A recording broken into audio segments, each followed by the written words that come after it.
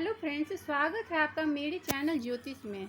आज आपको कुंडली में बनने वाले एक महान राजयोग के विषय में बात करते हैं। गजकेसरी योग है। पुराने ग्रंथों में इसकी बहुत ही चर्चा की गई है। गज मतलब हाथी, केसरी मतलब सिंह। पहले ज़माने में जो ज़्यादा समृद्ध शक्तिवान होता था, जैसे राजे महाराजे, हाथी पालते थे। हाथी पालना यानी उनके पास इतना धन दौलत सुख समृद्धि होता था कि वो हाथी को पाल सके। और केसरी मतलब राजा लोग, राजा के समान जिंदगी जिसके हो उसके गज केसरी योग में ऐसा योग होता है। अब आइए कुंडली में इसके क्या कंडीशन होते हैं इस पर चर्चा करते हैं। हमारी कुंडली में 12 भाव होते हैं, जैसे ये दर्शाया गया है। जैसे 1 2 3 4 5 6 7 8 9 10 11 और 12 12 भाव होते हैं। चंद्र और बृहस्पति अगर कहीं भी युति में हो, मतलब चंद्र और बृहस्पति, जैसे चंद्र प्लस बृहस्पति यहाँ भी हो सकता है, यहाँ भी हो सकता है, मतलब कहीं भी हो सकता है, यहाँ मतलब कहीं भी हो सकता है, तो गज केसरी योग बनता है। और दूसरा कंडीशन है कि जब कुंडली में चंद्र से बृहस्पति लग केंद्र में हो, यानी चंद्र यहाँ पर बैठा हुआ तो 4 नंबर में, 7 नंबर में या 10 नंबर में अगर बृहस्पति बैठा हुआ हो तो ये भी गज केसरी योग होता है। चंद्र अगर यहाँ बैठा हुआ तो उससे चौथा घर, जैसे चंद्र यहाँ पर है, 1 2 3 4 यहाँ पर बैठा हुआ है, यहाँ पर बृहस्पति बैठा हुआ होना चाहिए। अगर चंद्र यहाँ है तो उससे चौथा घर 1 2 3 4 यहाँ होना चाहिए बृहस्पति को। मतलब इसी तरह आप कुंडली में, अपनी कुंडली में देख सकते हैं। परंतु यहाँ पर चंद्र एवं बृहस्पति पाप दृष्टि न हो, मतलब उस पर पाप ग्रहों का दृष्टि न पड़े, या डिग्री वाइज कमजोर न हो। जैसे 0 से 3 डिग्री के बीच में ये दोनों न हो, 29 से 30 डिग्री के बीच में न हो, अस्त न हो, तो फल में न्यूनता आती है। मतलब लोग बोलते हैं कि मैं हमारी कुंडली में तो गज केसरी योग बहुत सारे पंडित को, लेकिन ऐसा योग मेरी ज़िंदगी में अभी तक देखने को नहीं आता। क्यों होता है? कि इसलिए कि उसके डिग्री वाइज वो कमज़ोर होता है। फल तो मिलता है, लेकिन किसी को बहुत अधिक मिलता है, किसी को बहुत कम मिलता है।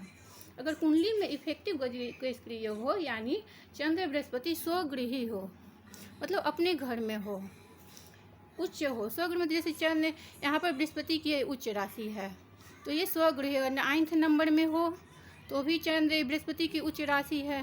12th नंबर में हो तो बृहस्पति की उच्च राशि है। या 2 नंबर में जहाँ चंद्र उच्च का हो जाता है तो बलवान हो जाता है, केंद्र में बैठे, तो यहाँ पर ये इफेक्टिव गज केसरी योग बनता है। यहाँ पर ध्यान देने योग्य बात यह है कि बृहस्पति ज्ञान है, बृहस्पति को ज्ञान का देवता माना गया है, और चंद्र को मन का।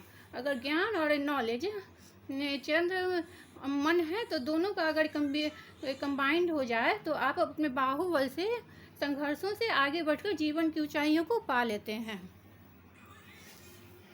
अब गज केसरी योग के क्या फल होता है इसकी हम चर्चा करते हैं।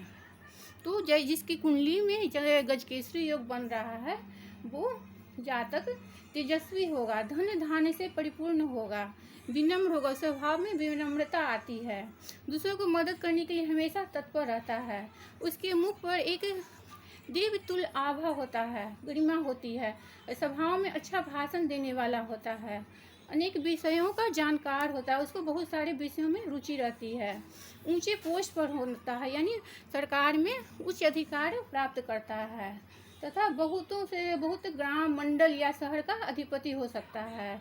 दान में उसकी बहुत रुचि होती है, उसके पास ऐश्वर्य की कोई, धन दौलत की भी कोई कमी नहीं होती, राजा के समान जीवन जीता है, यानी सभी भोगों को भोगने वाला, यानी उसके पास अच्छी गाड़ी होगी। आज के ज़माने में तो लोग हाथी घोड़ा नहीं पालते हैं, उसके जगह पर लग्जरियस कार होता है, अच्छा मकान होता है, सुख सुविधा की सारी वस्तुएं उसके पास होता है, और उसे धार्मिक यात्रा करने में भी कहा जा सकता है बहुत आनंद आता है, यानी हमेशा यात्रा करने को सोचता है।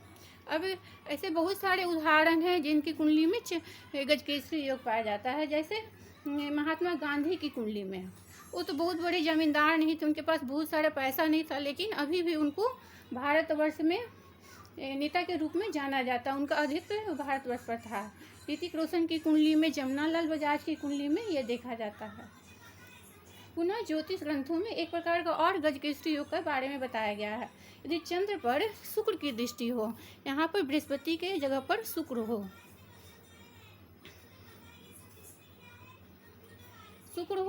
बृहस्पति भी हो और बुध भी हो, तो ये भी गजकेसरी योग की श्रेणी में आता है।